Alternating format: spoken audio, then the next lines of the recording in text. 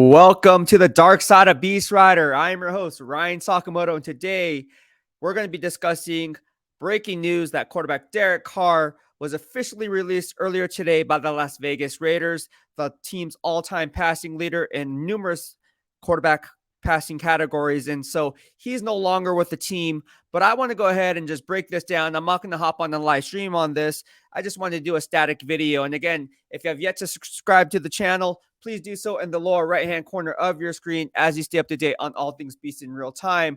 Also, as you can see behind me, we're going to go ahead and get started on the draft coverage. I've been working and watching a lot of game film behind the scenes, talking to a lot of different people, as I do every single year in formulating my mock draft, right? So it's not what I would do. There's some people on Twitter who are asking me, oh, is your mock draft based on what I would do if I was GM or how I actually see the draft playing out? And it's always been the latter, not the former. It's always been how I see the draft playing out.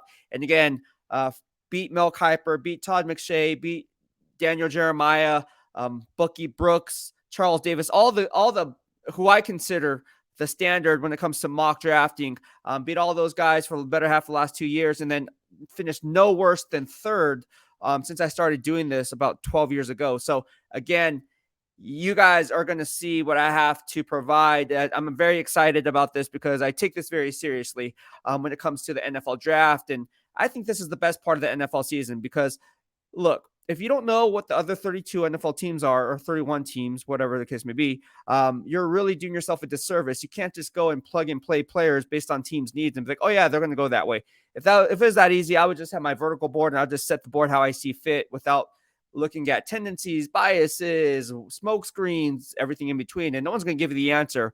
You have to do the legwork and find that out for yourself based on the analytics and the grading systems. And then, of course, watching the film. So I'm really excited about that. But this specific video is in regards to the Raiders releasing Derek Carr. I'm just going to put this up here for you. Make sure the ticker is up. All right. So the Raiders released Derek Carr. And if you guys follow me on Twitter, I already spoke about this on my last live stream here on YouTube as well. I said the Raiders are out of timeouts.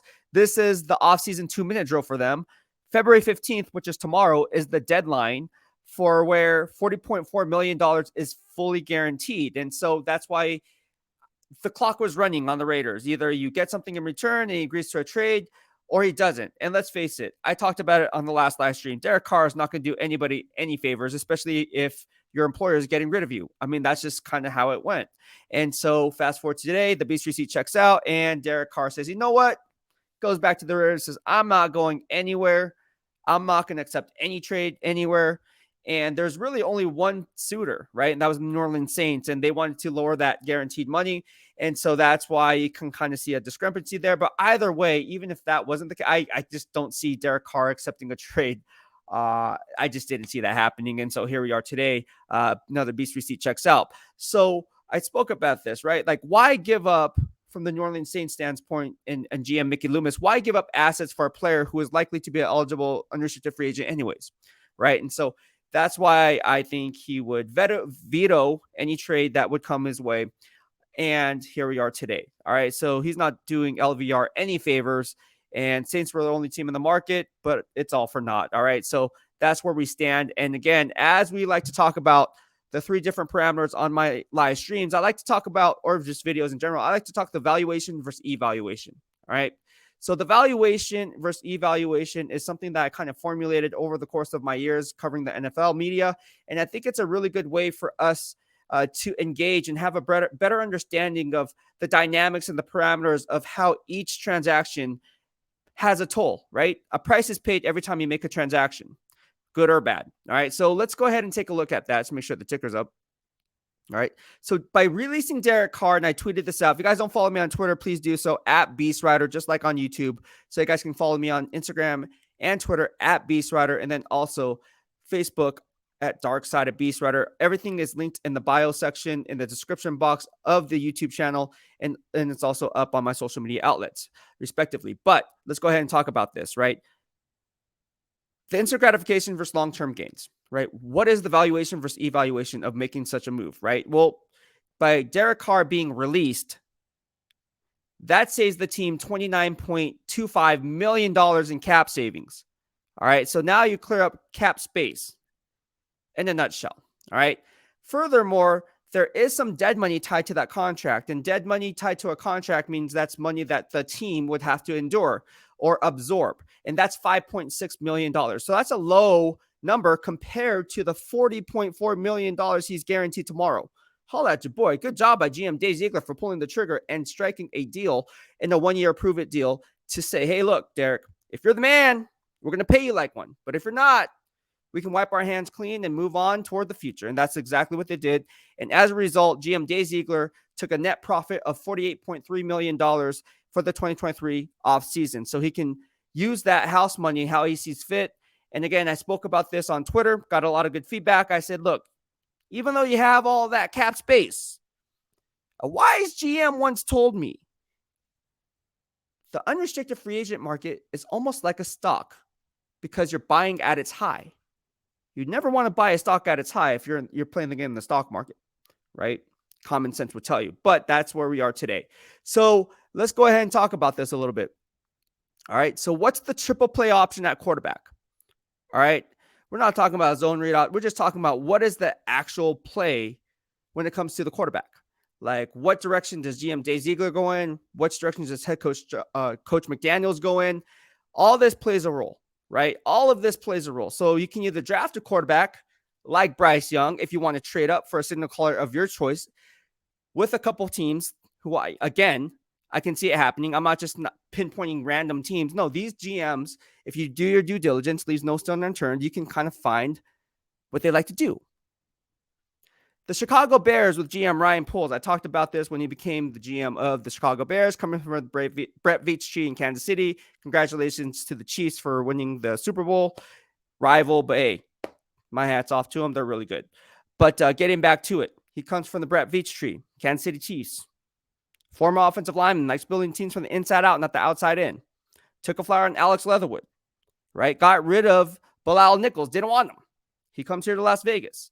Got rid of Akeem Hicks, didn't want him, right? So you can see how he's building the team, building up his homegrown talent. Trading away Roquan Smith, one of the best off-ball linebackers in the game, especially in pass coverage. Now he goes to the Baltimore Ravens. It's a really rich deal there. Spoke with my man Roquan at the Pro Bowl, and that interview will be coming up.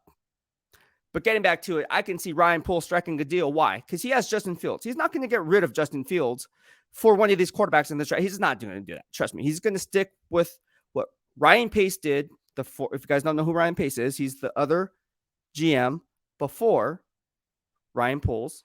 It was Ryan Pace, then Ryan Sakamoto. I'm joking. But not joking, I can see him trading out of that spot and racking up draft capital, because if you look at the team needs and you look how he does his business, if there's a team like LVR that wants to trade up to number 1, I can see it happen. Now, I'm not saying that's going to happen because that's not really a GM Dave Ziegler move to make, but I'm just saying if there's a quarterback that some GM falls in love with, like a GM Chris Ballard who drafts number 4, let's say he's not sold on CJ Stroud or Bryce Young, or let's say he wants Will Levis. I don't know. We've seen a lot of weird stuff in the draft, okay? A lot of crazier stuff.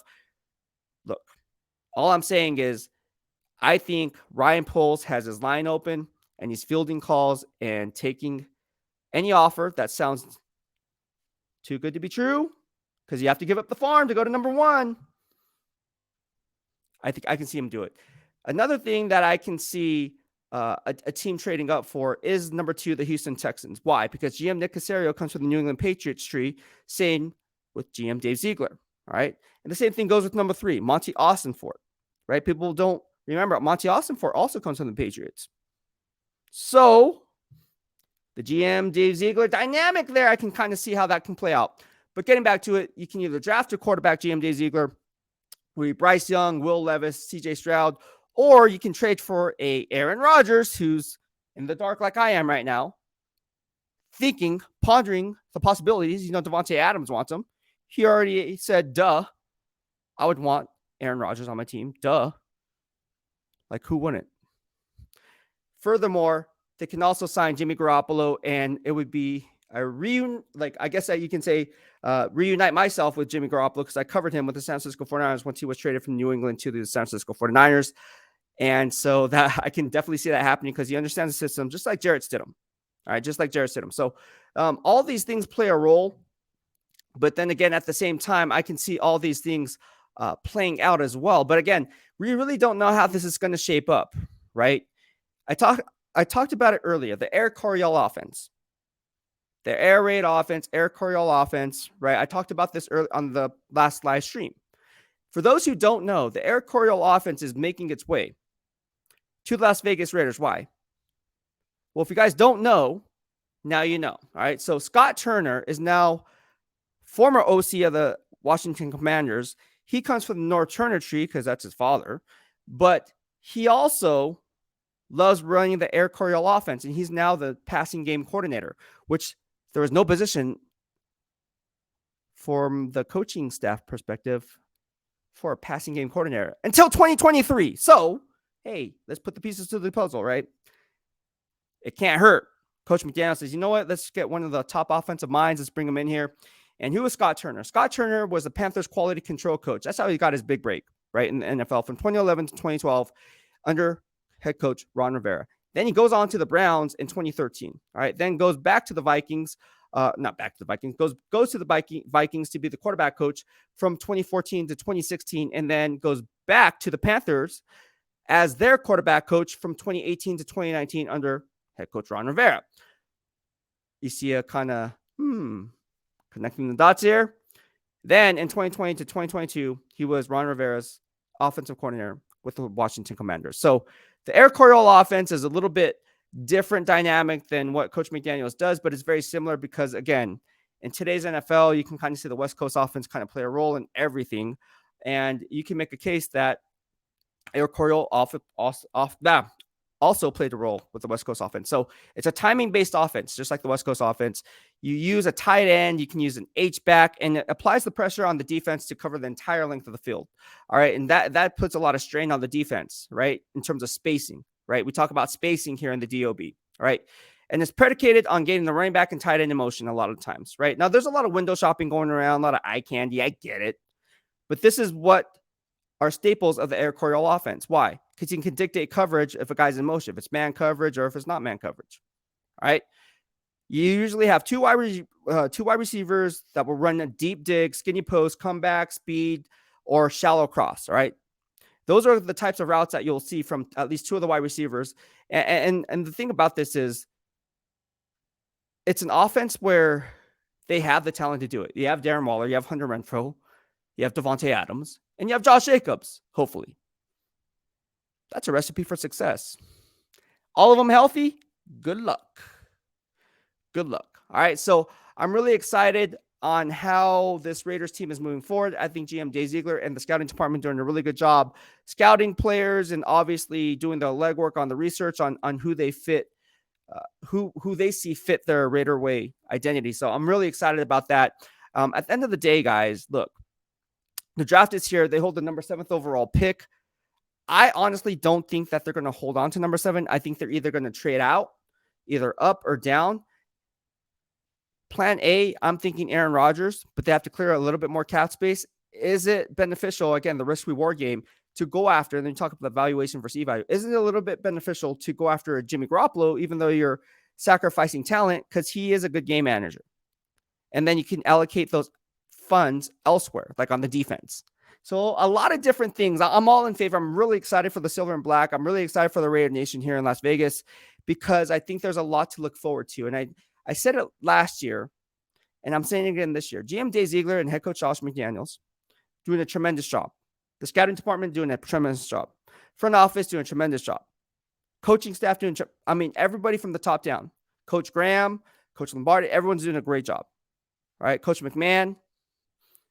Look, an empire wasn't built in a day, someone once said. Oh, that was me. Before Mr. Davis echoed that analysis. Just saying. So stay tuned. I'll be keeping it hot as I formulate my mock draft. As you see it behind me, I got that big board coming up. I'm going to explain how this thing works. There's a lot of different tiers, and there's a lot of different ways that NFL teams like to use this draft board. So I'm going to show you how I like to use my draft board when it comes to formulating my mock drafts, how I see fit, and then how it affects the other 31 other NFL teams. If you like what I had to say, please give this video a thumbs up. And again, subscribe, like, spread all the word to all your family and friends as we keep things hot here in the DOB We'll be launching some BEASTwriter swag, which is our pullover hoodies. And again, everything is made and designed in the US. We've been working on this hoodie for well over 3 months now. I'm very attention to detail oriented, just like in the game of life. And with my beat writing reporting, I want to get it right. And if I get it wrong, I'm going to find a way to fix that and get it right the next time. So again, no drop off in production when it comes to our DOB swag. And again, I'm all about quality, not about the quantity. Thank you so much for tuning in. Have a good day. BEASTwriter out.